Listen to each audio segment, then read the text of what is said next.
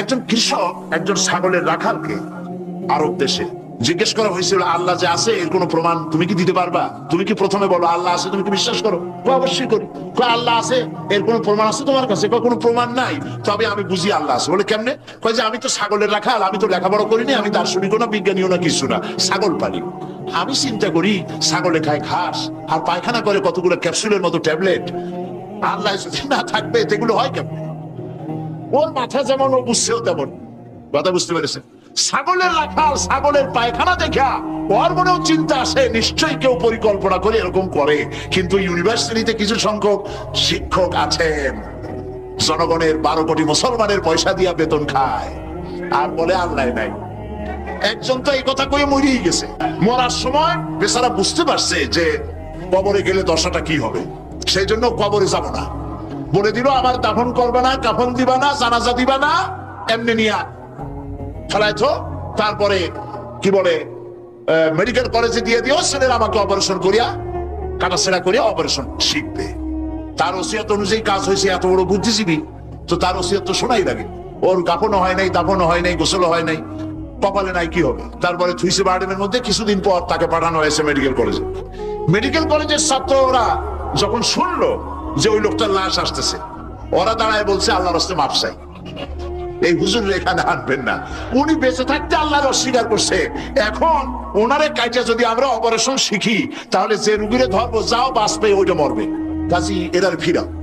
এরপরে মিয়া কোন জায়গায় নিল না, আবার মিয়া বার্ডেমের ডিপ ফ্রিজের মধ্যে রেখে দিছে। আমার এখন চিন্তা হয়েছে যে এই লাশটারে যদি এখন রাস্তায় ফেলায় দেয় কুত্তাও খাবে না, কারণ আমার দেশের কুত্তা, আমার দেশের কুকুরেরা এতটা অভদ্র না যে কুকুরে এত পুরানা বাসি লাশ খাওয়ার মতো আমাদের কুকুর এত বেয়াদব হয় নাই, এতটা অসভ্য হয়ে পারে না। কাজী আল্লাহর সাথে যারা নাফরমানি করে আল্লাহ এরকম দেখান, তবে এগুলি বুঝবে কারা? বুঝবে কারা? আল্লাহ রাব্বুল আলামিন বলেন ওয়াতিলকাল আমসালু নাদরিবুহা লিন্নাস ওয়ামা ইয়াকিলুহা ইল্লাল আলিমুন। অসংখ্য দৃষ্টান্ত এই পৃথিবীর বুকে ছড়ায় রেখেছি, এসব দৃষ্টান্ত থেকে উপদেশ গ্রহণ করতে পারবে তারা যাদেরকে আমি রব্বুল আলামিন জ্ঞান দান করেছি, যাদের জ্ঞান দিয়েছি। ওরা তো জ্ঞান পায় নাই, ওরা পাইছে বুদ্ধি। ওরা কি পেয়েছে? বুদ্ধি। আল্লাহ কোরআনে কোথাও বলেন নাই যে তোমরা আমার কাছে দোয়া করো আল্লাহ আমার বুদ্ধি বাড়ায় দাও, আছে না এরকমের কথা? আল্লাহ কি বাড়াইতে বলছে? আল্লাহ রাব্বুল আলামিন বান্দাদেরকে শিখায়েছেন, বান্দার আমার কাছে দোয়া কর, রব্বি জিদনি ইলমা। পড়েন সবাই, রব্বি জিদনি ইলমা। আয় আমার রব, আয় আমার স্রষ্টা, তুমি আমার ইলমকে, আমার জ্ঞানকে বৃদ্ধি করে দাও। বলেন সুবহানাল্লাহ। সুতরাং আল্লাহ রাব্বুল আলামিন সম্পর্কে সামান্য লেখাপড়া যারা করে ওরা আল্লাহরে বুঝবে কি করে? তবে আল্লাহ কোনো অ্যাকশন নেন না। পিঁপড়া সে যদি হাতিকে দেখে একটা ঠ্যাং উঁচু করে বলে এই হাতি কত বড় একটা দেহ, এরকম যদি একটা বেসকি দেয়, তাহলে হাতি কি পিঁপড়ারে তাড়িয়ে আসে নাকি? আরে তোমার মতো ছাগল পাগল কইলো যে আল্লাহ নাই, তাতে আল্লাহর কিছু আসে যায়? ছাগল পাগল কুকুর ভেড়া এগুলোর কোনো দাম নাই আল্লাহর কাছে, এগুলোর কোনো মূল্য নাই। আল্লাহ পাক বলেছেন যারা আল্লাহরে অস্বীকার করে, যারা কাফের, তারা জানোয়ারের চাইতে নিকৃষ্ট। তারা হচ্ছে পৃথিবীর সমস্ত সৃষ্টি জগতের মধ্যে নিকৃষ্ট হচ্ছে তারা যারা কাফের, যারা আল্লাহকে অস্বীকার করেছে। দেখুন কোরআন শরীফে আল্লাহ পাক এক জায়গায় বলেছেন, আমি মানুষ এবং জিনেদের মধ্যে এক শ্রেণীর মানুষ আর জিনকে তৈরি করেছি জাহান্নামের জন্য। জাহান্নামের জন্য তারা তৈরি হয়েছে। কারা? লাহুম কুলুবুন লা ইয়াফকাহুনা বিহা, যাদেরকে অন্তঃকরণ দিয়েছি, এই অন্তঃকরণ দিয়ে সব বুঝলো, এই বিবেক দিয়ে সব বুঝলো, কিন্তু আমারে বুঝলো না, আমার সৃষ্টি বুঝলো না। ওয়ালাহুম আয়ুনুন লা ইউবসিরুনা বিহা, তাদের চোখ দিছি কিন্তু চোখ দিয়ে সব দেখলো, আমার সৃষ্টি দেখে আমাকে চিনলো না। তাদের কান দিলাম, এ কান দিয়া সব শুনলো, কিন্তু মাজলুম দুর্বলের ফরিয়াদ তাদের কানের মধ্যে ঢুকলো না। উলাইকা কাল আনআম, আল্লাহ পাক বলেন এগুলি হলো চতুষ্পদ। কি কোন আপনারা বলেন কি? জানোয়ার। কে বলতেছেন? আপনারা কি রাগ করতেছেন নাকি? আর রাগ করলে হবেটা কি? সৃষ্টি যিনি করেছেন, এই পদবাক্যে বিশেষিত বিবেচিত করেছেন সেই আল্লাহ। আল্লাহ পাক কি বলছেন বিবেক দিলাম, আমাকে চিনলে না। চোখ দিলাম, আমার সৃষ্টি দেখে আমাকে উপলব্ধি করলে না, হেদায়েত পেলে না। কান দিলাম, হক শুনলে না। উলাইকা কালানা, মালিক চেনো নাই, কাজী তুমি হচ্ছ চতুষ্পদ জানোয়ারের মতো। এ পর্যন্ত বললে না হয় হতো, কিন্তু আল্লাহ আরো একটু আগায় গেলেন। আল্লাহ পাক সামনে গিয়ে বললেন, বাল হোক আদাল, জানোয়ারের চাইতে নিকৃষ্ট। কোরআন, কোরআন হচ্ছে বিশ্ববাসীর জন্য আল্লাহ পাকের পক্ষ থেকে সর্বশেষ হেদায়েতের কিতাব। এবং এই কোরআন পৃথিবীতে শুধু মুসলমানদের জন্য কোরআন আসেনি, কোরআন এসেছে সমগ্র মানব গোষ্ঠীর হেদায়েতের জন্য। কি বলেন, কোরআন কি শুধু মুসলমানদের? কোরআন সম্পর্কে আল্লাহ পাক বলেছেন, হুদাল লিন্নাস, হাদা বায়ানুল লিন্নাস। এটা গোটা বিশ্বের সমগ্র মানব গোষ্ঠীর জন্য আল্লাহ পাক কোরআন নাজিল করেছেন। কি জন্য নাজিল করার কারণ হচ্ছে, মানব গোষ্ঠী সহ সমস্ত সৃষ্টির স্রষ্টাকে, বলুন সবাই, সৃষ্টি মধ্যে শ্রেষ্ঠ সৃষ্টিকে মানুষ, সেই মানব গোষ্ঠী যেন আল্লাহ থেকে বিচ্ছিন্ন হয়ে না যায়। তারা কিভাবে পথ চলবে, কেমনে তারা এই দুনিয়ায় চলবে, কিভাবে আল্লাহকে পাবে, সেই জন্য আল্লাহ পাক যুগে যুগে পেগম্বর পাঠিয়েছেন, অসংখ্য নবীদেরকে পাঠিয়েছেন, এবং তাদের মাধ্যমে জাতিকে, বিশ্ববাসীকে আল্লাহর দিকে আকৃষ্ট করার জন্য আল্লাহ পাক কিতাব নাজিল করেছেন। রাসূলের কাছে এই কিতাব নাজিল করে আল্লাহ পাক বলেছেন, আলিফ লাম রা, কিতাবুন আনজালনাহু ইলাইকা, হে নবী আমি আপনার প্রতি একখানা কিতাব অবতীর্ণ করেছি এই জন্য, লিতুখরিজান নাসা, যাতে করে আপনি মানব মণ্ডলীকে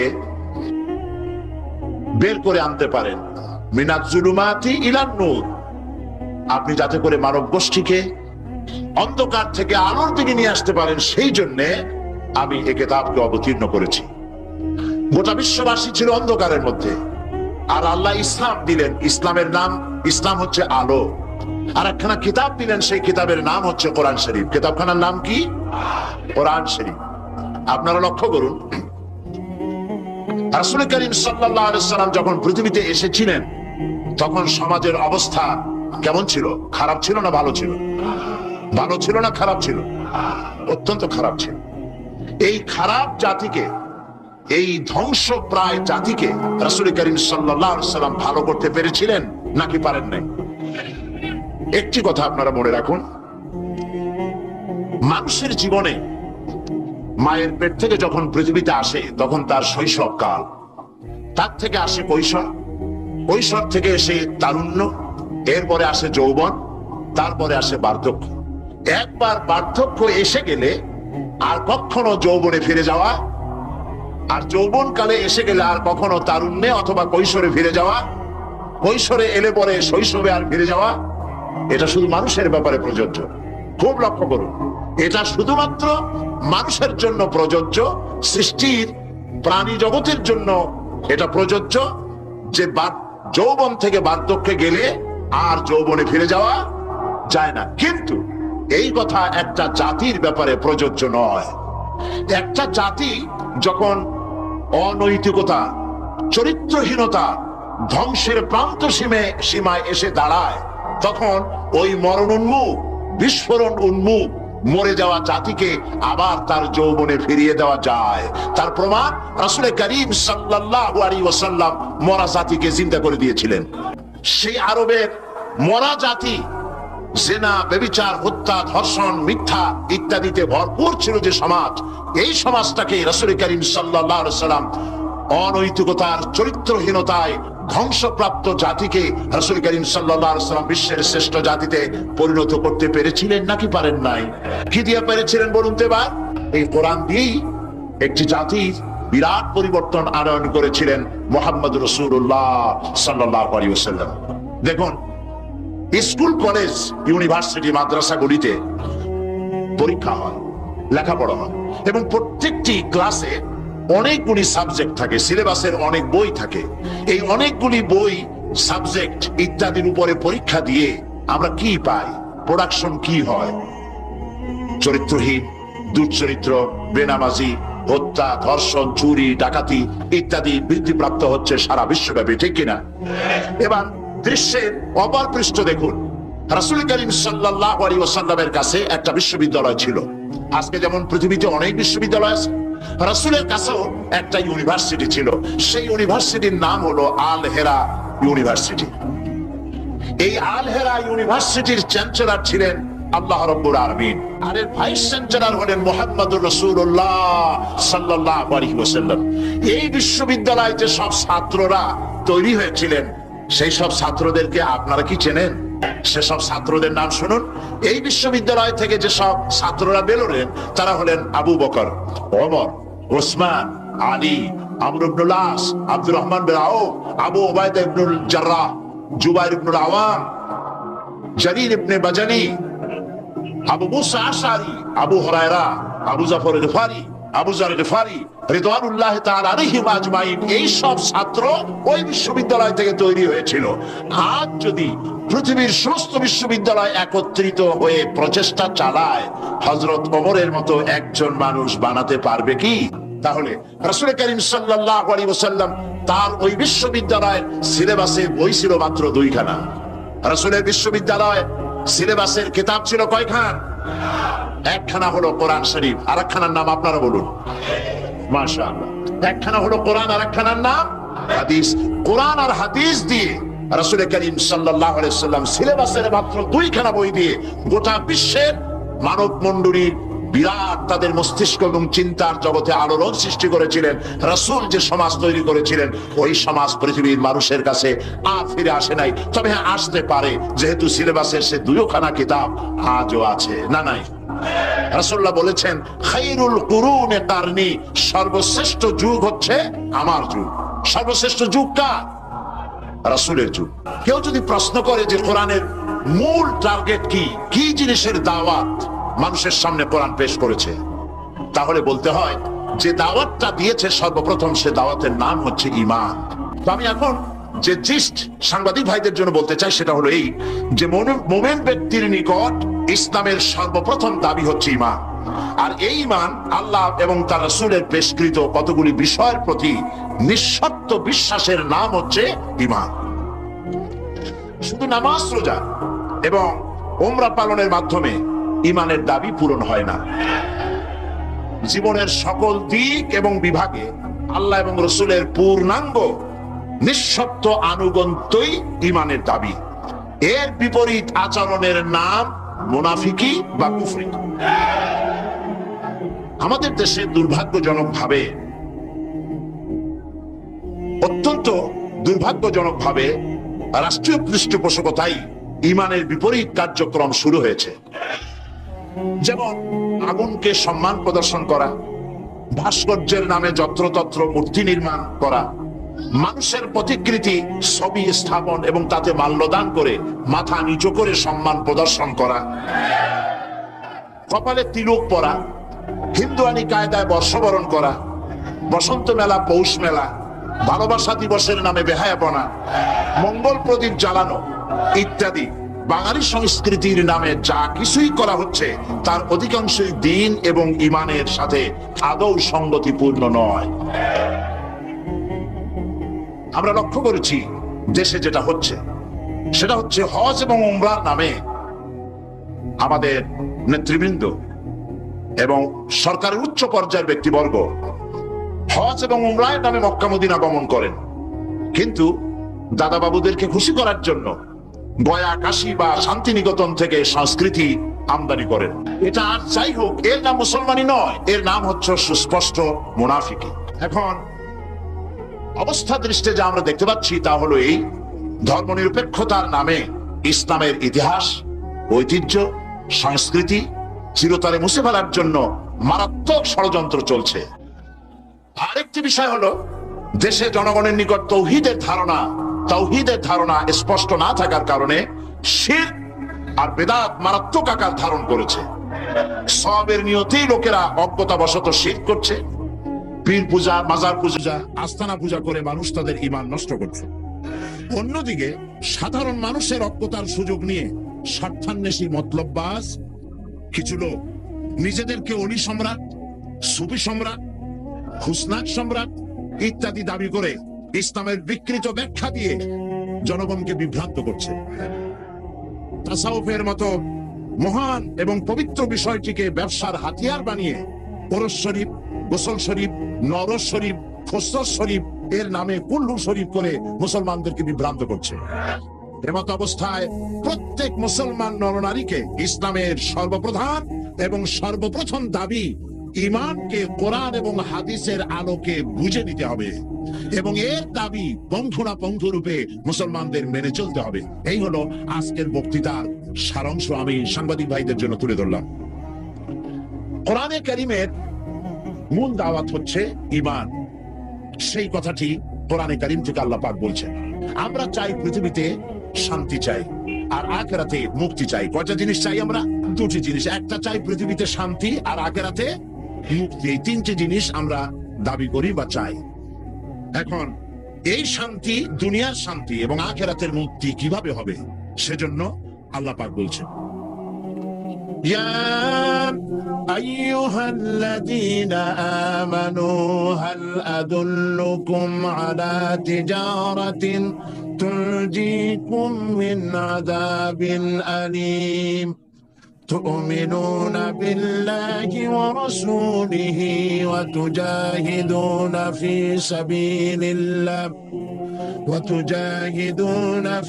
سبيل الله بأموالكم وأنفسكم ذلكم خير لكم إن كنتم تعلمون صدق الله العظيم। আল্লাহ পাক বলছেন সূরা আস-সাফ, হে বিশ্বাসীরা, তোমরা যারা ঈমান এনেছো শোনো, আমি কি তোমাদেরকে এমন একটা ব্যবসার কথা বলবো না যে ব্যবসায় তোমাদেরকে জাহান্নামের কঠিন পীড়াদায়ক শাস্তি থেকে রক্ষা করবে? এমন একটি ব্যবসার কথা আমি কি তোমাদেরকে বলবো না? তার মানে হচ্ছে অবশ্যই আমি তোমাদেরকে এরকম একটি ব্যবসার কথা বলবো। সুবহানাল্লাহ বলেন। কিভাবে চললে পরে জাহান্নাম থেকে মুক্তি পাওয়া যাবে সে কথাটি আল্লাহ পাক গোপন রাখেননি, ওপেন সিক্রেট। তিনি তো বান্দাদেরকে এজন্য সৃষ্টি করেন নাই যে বান্দাগুলি তিনি সব জাহান্নামে দিবেন। তিনি তৈরি করেছেন মানুষকে হেদায়েত যেন তারা পায়। সেই জন্য আল্লাহ পাক তাকে জ্ঞান দিয়েছেন, নবী দিয়েছেন, কিতাব দিয়েছেন। আল্লাহ পাক বলছেন আমি অবশ্যই এমন একটা ব্যবসার কথা তোমাদেরকে বলবো। সেই ব্যবসাটা কি? সেই ব্যবসাটা হচ্ছে, সেই ব্যবসার জন্য তিনটা পুঁজি লাগবে। কয়টা পুঁজি? একটা হচ্ছে ঈমান বিল্লাহ, আল্লাহর প্রতি ঈমান। আরেকটা হচ্ছে রাসূলের প্রতি ঈমান। আরেকটা হচ্ছে আল্লাহর রাস্তায় জিহাদ করা, মাল দিয়ে আর জান দিয়ে। এই তিনটি জিনিস। ঈমান আনা ফরজ। ঈমান আনা কি? আল্লাহর প্রতি ঈমান আনা কি? রাসূলের প্রতি ঈমান আনা কি? এবং আল্লাহ রাসূলের আইন প্রতিষ্ঠার জন্য জিহাদ করা কি? তিনটি জিনিসকে আল্লাহ পাক ফরজ করে দিয়েছেন। কে ফরজ করেছে? আসুন ধীরে ধীরে আমরা এই তিনটি বিষয় আলোচনা করি। ব্যবসার কথাটা আল্লাহ বললেন কেন? ব্যবসার কথাটা এই জন্য বলেছেন, এর মধ্যে দুটি কারণ আছে। একটা কারণ হলো এই যে মানুষেরা ব্যবসাটা বোঝে খুব ভালো। ব্যবসার দিকে মানুষের মনটা খুব আকৃষ্ট থাকে। অল্প কাজ করে যদি বেশি মুনাফা পাওয়া যায়, মিনিমাম লেবার ম্যাক্সিমাম প্রফিট, মানুষ দেখবেন লাফায় পড়বে সেই কাজের জন্য। মাওলানা ইহতিসামুল হক থানভী রাহমাতুল্লাহ আলাইহি তার এক ওয়াজের মধ্যে বলেছেন, আমি শুনেছিলাম, তিনি বলেছেন কিয়ামতের দিন, এটা রূপক কথা, কোরআন হাদিস নয়।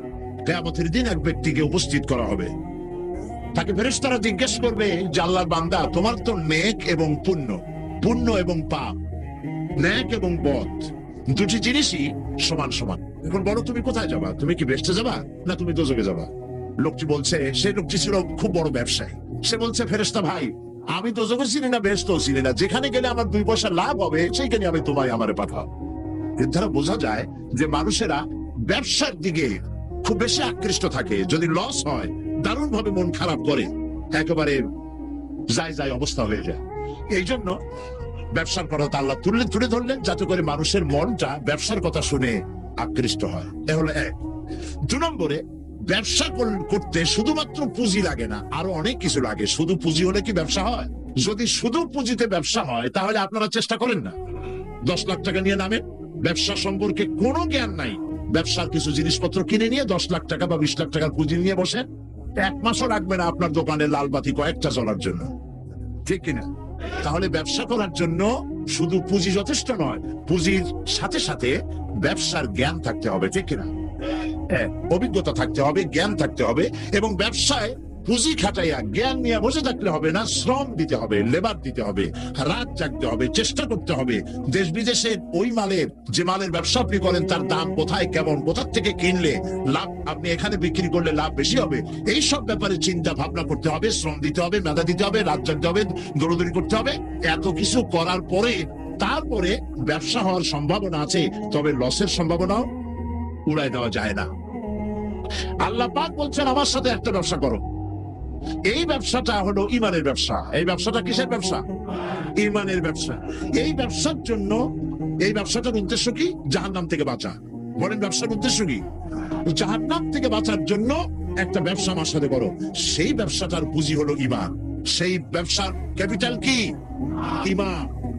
সেই ইমান লাগাইয়া বসে থাকলে হবে না, শুধু পড়লে হবে না লা ইলাহা ইল্লাল্লাহু মুহাম্মাদুর রাসূলুল্লাহ। জোরে পড়েন লা ইলাহা ইল্লাল্লাহ, লা ইলাহা ইল্লাল্লাহ, লা ইলাহা।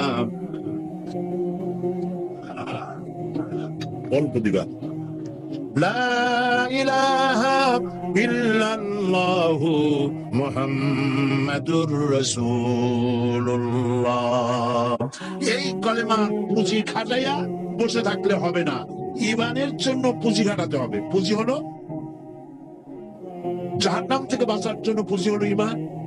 সেই ইমান খাটাইয়া কলেমা পড়ে বসে থাকলে হবে না, শ্রম দিতে হবে, চিন্তা করতে হবে, রাত জাগতে হবে।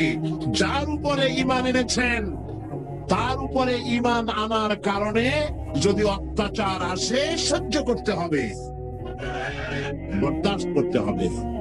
এরকম নয় ইমান এনেছি এই কথা বলবেন আহাসিবান নাসু আইয়ুতরাকু আইয়াকুলু আমান্না ওয়া হুম লা ইফতানুন।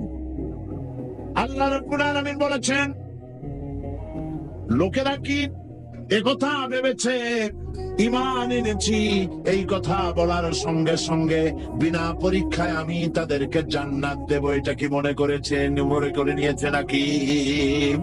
ওয়া হুম লা ইফতানুন। তাদেরকে পরীক্ষা করা হবে না? অবশ্যই পরীক্ষা করা হবে। শুধু ইমান এনেছে এই পুঁজি খাটালে হবে না, পরীক্ষা দিতে হবে, কষ্ট করতে হবে, মার খাইতে হবে, জেলে যেতে হবে, পরিশ্রম করতে হবে। এই ময়দানই হচ্ছে উত্তপ্ত ময়দান। এই ময়দান কি ময়দান? এটা কুসুমাস্তীর্ণ নয়, এটা কণ্টকাকীর্ণ ময়দান। সুতরাং আল্লাহ পাক বলছেন পরীক্ষা দিতে হবে। এই ইমান আনলে পরে ইমানের পুঁজি খাটাইয়া, তুমি যেমন ব্যবসার পুঁজি দিয়ে চুপ করে বসে থাকলে যেমন ব্যবসা হয় না, এখানেও ব্যবসা হবে না কলেমা পড়িয়া। শুধু কলেমা পড়তে হবে, বিশ্বাস করতে হবে, এটার জন্য কাজ করতে হবে, এবং কালেমা ভিত্তিক শাসন প্রতিষ্ঠার জন্য আন্দোলন করতে হবে, ময়দানে থাকতে হবে। আর এই কাজগুলি করলে পরে তখন আল্লাহ রাব্বুল আলামিন রাজি হবেন, খুশি হবেন। এর পূর্বে নয়। তবে দুনিয়ার ব্যবসা করতে গেলে সেই ব্যবসায় লাভও আছে, লোকসানও আছে। আল্লাহ রাব্বুল আলামিন বলেন, আমার সঙ্গে যে ব্যবসাটা করবে, ওই ব্যবসাটা হচ্ছে আমার সাথে যে ব্যবসা করবে, এই ব্যবসায় লোকসানের কোন সম্ভাবনা নাই, কোন লস নাই। বাঁচলেও লাভ, জেলে গেলেও লাভ, ফাঁসির মঞ্চে চললেও লাভ, মরে গেলেও লাভ, লাভ খাইলেও লাভ। এটা সব জায়গায় লাভ আর লাভ। সুবহানাল্লাহ বলতে ইচ্ছে করে না? কারণ তুমি মার খাচ্ছ কার জন্যে? জেলে যাচ্ছ কার জন্যে? ফাঁসির মঞ্চে চড়ছ কার জন্যে? সুতরাং তোমার তো কোনো দুঃখ থাকার কথা নয়, তোমার তো কোনো চিন্তা থাকার কথা নয়।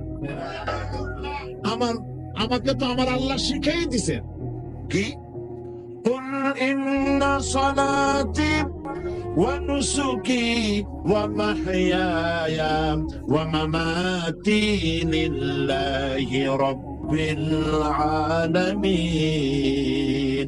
পড়েন আমার সাথে, আল্লাহ পাক বলেন, বলো নিশ্চয়ই আমার নামাজ, আমার কুরবানি, আমার হায়াত, আমার মত সবকিছু আল্লাহ রাব্বুল আলামিনের জন্য।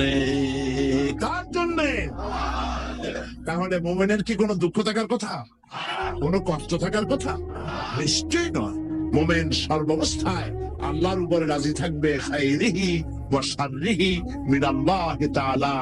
আমার উপরে যদি কোনো বিপদ আসে অথবা আমার যদি কোনো সুখ আসে, সবকিছু কার পক্ষ থেকে? হয়রান হওয়ার, পেরেশান হওয়ার কোনো কারণ নাই। আমার জন্য যা হয় তার মধ্যে কল্যাণ আছে। আমি বুঝি না কল্যাণটা কত দূরে, তবে কল্যাণ হবেই হবে ইনশাআল্লাহ। আল্লাহ পাক বলছেন, শোনো, আল্লাহর উপরে ঈমান আনতে হবে। তুমিনুনা বিল্লাহ। আমরা কি জাহান্নাম থেকে বাঁচতে চাই? তাহলে আল্লাহ পাক বলছেন আমার উপর ঈমান আনো। এখন আল্লাহর উপর ঈমান আনার জন্য 4টি শর্ত আছে। কয়টি শর্ত? মুখস্থ করেন। আল্লাহর উপর ঈমান আনার জন্য 4টি শর্ত। 1 নম্বরের শর্ত হচ্ছে আল্লাহ পাক আছেন, এটা বিশ্বাস করতে হবে। অনেক মুমিনও অনেক সময় প্রশ্ন করে বসে বিপদ দেখে, আল্লাহ কি আছে? এই চিন্তায় এই ধরনের পেরেশানি আর হতাশ হয়ে কথা বলতে পারে কেবলমাত্র যাদের ঈমান যত দুর্বল, বিপদে তারা তত বেশি হতাশ হয়। আর ঈমান যত সবল, সে জানে যে আল্লাহ পাকের ফয়সালার অতিরিক্ত কিচ্ছু হবে না। যা হবে সত্যই আমার আল্লাহর ফয়সালা। কার ফয়সালা? সুতরাং আল্লাহ পাকের উপরে ঈমানটা আনতে হলে 4টি শর্ত লাগবে। একটা হচ্ছে আল্লাহর উপরে ঈমান এনেছে, এই কথাটা বললেই হবে না।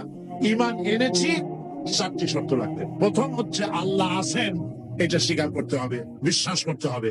2 নম্বরে আল্লাহর গুণাবলী সহ আল্লাহকে বিশ্বাস করতে হবে।